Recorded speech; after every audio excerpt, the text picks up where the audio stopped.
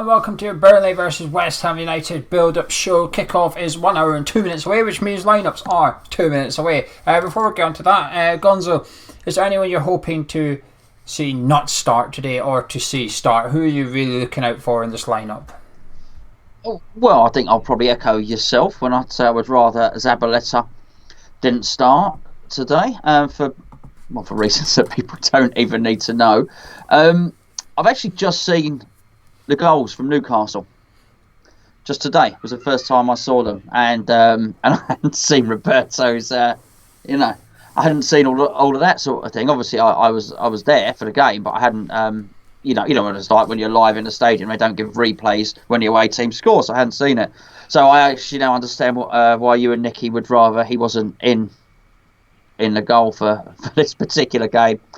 I don't know how bad or good David Martin is, but you would anticipate if he played his whole career as a goalkeeper, then he probably has the ability to do that and catch the ball at the same time. That's the key. It's not just doing that. It's finishing that manoeuvre with the ball in your hands. So I totally do understand. I would not be disappointed if he was replaced. I just wonder if Pellegrini's ruthless enough to do it. If he's not ruthless enough to do it, if he can't get in now, Martin, sort of what was the point in signing him? In which case, because you'd probably imagine Trott would have been better, and also the other guy that's just got called up to the England under-20s as well. So that's about it, really. I want to see Lanzini start. I do want to see Anderson start as well, and but particularly Zabaleta mustn't start. Well, good news and bad news. Let's get into the West Ham lineup. Roberto continues in goal. It's still a flat back four. Ryan Fredericks, however, does come in for Pablo Zabaleta and start right back. He's keeping Diop and Balbuena in the middle. Ogbonna is still on the bench, and Creswell keeps his place at left back. The centre midfielder is as it was with Rice, Noble, and possibly Snodgrass. Snodgrass might also be right wing. Looking at the team, I think he's right wing actually. And then we've got Anderson on the left, Aller up front with Pablo Fornals coming in the number 10 role. Now, if you follow Hammer's chat last night, you would have seen a little hint about Pablo Fornals starting. And what's your initial reaction to that then? There's a few changes, but not much. It's not wholesale changes. I think, quickly counting, I think he's only made 2. I think he's dropped Yarmolenko and took Fornals in, and he's dropped Zabaleta and took Fredericks in, and that's it. Just as always, my main worry is always pace.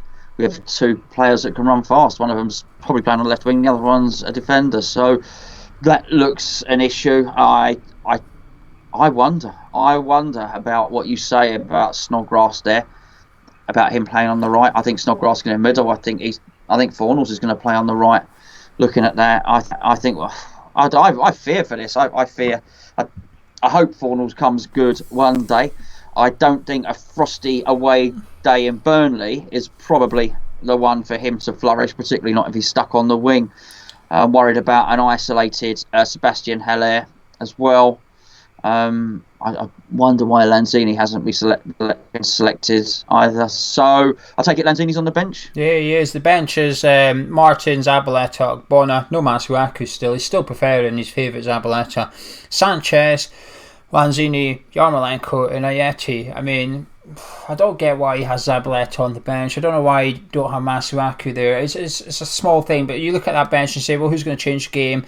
Lanzini and Yarmolenko, but Masuaku also gives you something completely different. He gives you pace and stuff. The right wing concerns me. If it's Snodgrass, that concerns me because he's too slow. He's too slow to play on the right wing. And if it's not Snodgrass, it means it's Fornals. Also worries me. He's not a winger. When we signed him, even though we don't know much about him, all the Spanish La Liga experts and journalists and pundits and that said Villarreal played him out wide. He didn't like it. He didn't fancy it out there. You have to play him in the middle. You've got to play in number 10. If you want the best out, you've got to put him in there. So we're either playing Snodgrass out right or Fornals, and either one's not great, is it?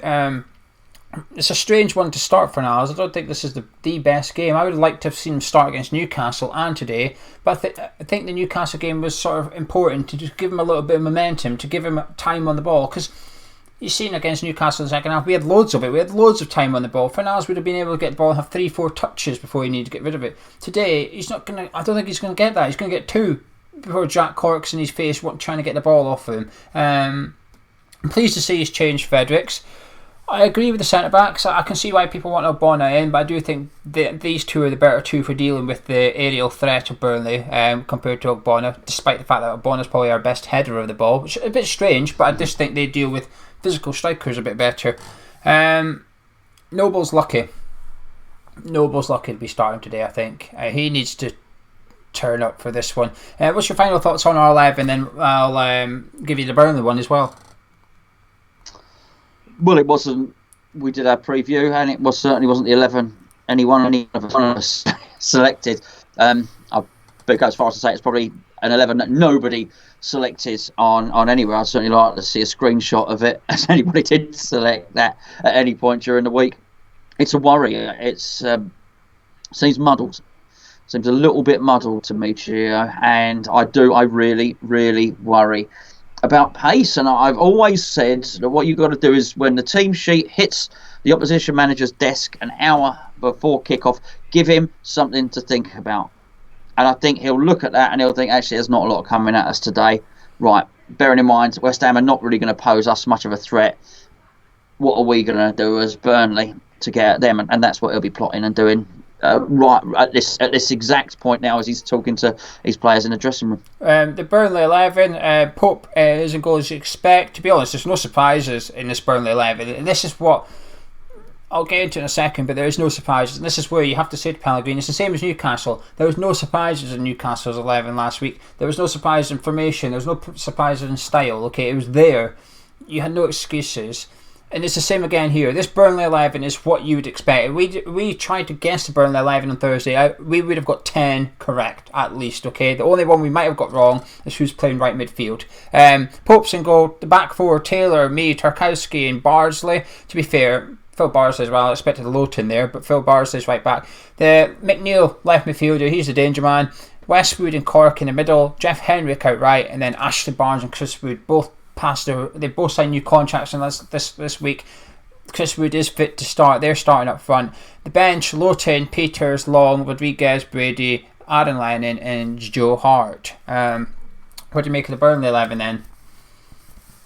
Well, I'm disappointed that Wood is starting and found fitness. There's other rumours that he was injured. So I think it's bad news. I think it's bad news. I think they're going to be really up for it, and not only up for it, I think they may well go into it with a bit more confidence than us. Bearing in mind they lost heavily during their last game. This is a perfect game for Burnley. I'm really struggling, Gio. This doesn't happen very often. No, you're usually the very optimistic one. You're usually just throwing West Ham wins, even when we're away to City. You think, I think we might sneak it 1-0. You know, I'm not sure. It's going to sound a bit mental maybe, but I'm not sure how much I'm even looking forward to this game. I'm a bit dreading it. I'm a bit trepidation. After we click off here, I'm gonna set the telly up and get ready for it. I don't feel great, mate. I'm really hoping I'm proved wrong. I'd love I'd love to get a load of stick afterwards for us to win 3-0 and everybody to say, look, see, you're worrying about nothing. Yeah. That would be good. I'm very concerned. The thing that concerns me, actually, the only thing that concerns me about the Burnley lineup, apart from the obvious strikers, is that on the left they had the option to play Robbie Brady there, a left footer, but they didn't. They've gone with Jeff Henrik, a right footer. That to me smells like crosses. That sounds like, that looks like get wide, get down it and get the ball in. No cutting back onto your left foot, no doing what Felipe Anderson's going to be doing, getting to the 18-yarder and having to turn back to get onto your strong foot. None of that. Just get down the sides and get the crosses in. That concerns me because of our keeper. He really does concern me. He needs to have the game of his life. He's 34 years old. You can't teach an old dog new tricks and that. And the geezer's not been coming for crosses all career. He's not all of a sudden going to start coming out and collecting everything in the mirror. We might be surprised. But their game plan is going to be very obvious. Get the ball in the 18-yarder, in between the penalty spot and the goal line, because the keeper won't come for it, and batter him early. Chris Wood, Ashley Barnes, get in his face early. When Burnley get corners, the one thing that I've liked about Burnley over the last couple of years, they go for the far post. They always seem to go for the back post with corners. Whip into that back post, because if it's short, brilliant. It lands up in the middle of the box. Go for the back post, and that's where their centre-backs come in. Their centre-backs always come in at the back post because A, they either head at goal or B, they head across goal. And Ashley Barnes stands in front of the keeper. Every single corner, he will stand in front of our keeper. He will stand in front of Roberto and say, what are you going to do? The keeper doesn't want to come for it anyway. The one thing that concerned me even more yesterday, I like my stats. Gonzo knows I like my stats. This is a stat that'll concern you. West Ham have conceded the most big chances in the league this season. And it doesn't include penalties. I think we're up at 26, okay? Burnley have conceded the second least. 10. They've conceded 10 in the last 3 games. And they've only conceded 10 big chances over the whole season. Only Leicester have conceded less. They've conceded less big chances than Liverpool with Van Dijk in defence. So it's difficult. It's difficult to be confident. There's no tactical surprise by Pellegrini. There's no, ooh, that's interesting. It's quite, alright, okay. I see what he's done. You said nobody would have picked this, but I bet you there's more than plenty of people out there that's predicted this. And there's a big difference between the two. I think our bench is arguably stronger than our first 11 to an extent with Yarmolenko. Was Wilshere on the bench? No. Sanchez. Excellent.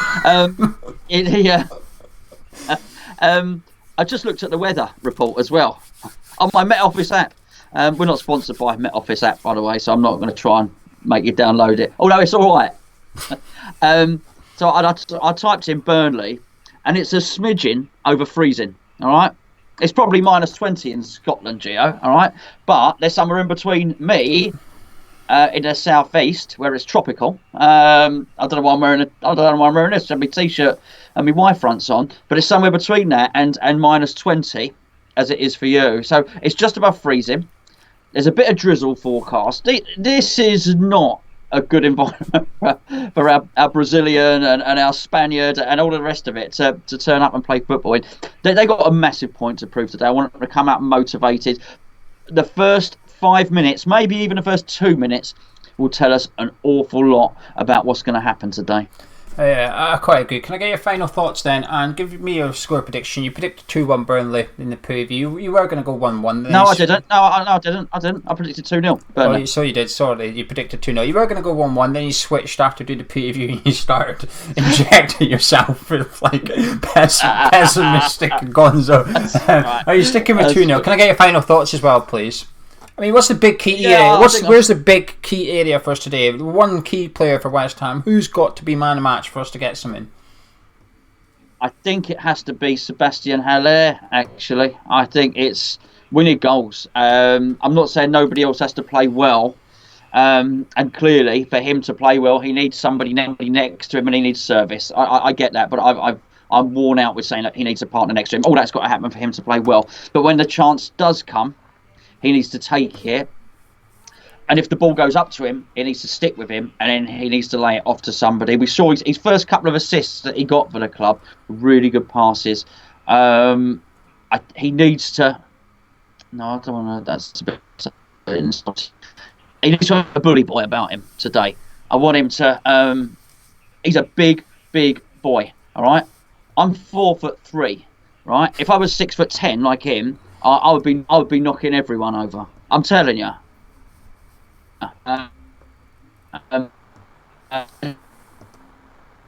It's like everyone out all over the place on a football pitch.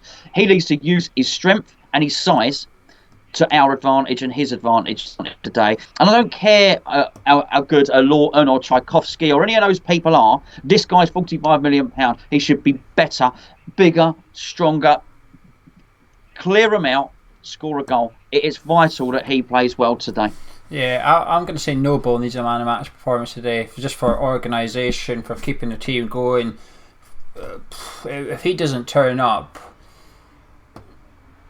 we're in trouble. I'm not looking forward to today's game. I just hope that we get a surprise. I hope we come out, we play like Brazil, we give the fans something to cheer about. That's in that cold away end today at Turf Moor, and that there's a lot of players on that pitch in West Ham colours today they need a performance, and they're due a performance. The fans are due a performance from them. You could look at Allaire. He's got to start doing a little bit more. Anderson needs a goal. I think he's scored for about 25 games or something. It's not good enough for a £42 million player. Fornals needs to kickstart his career in England.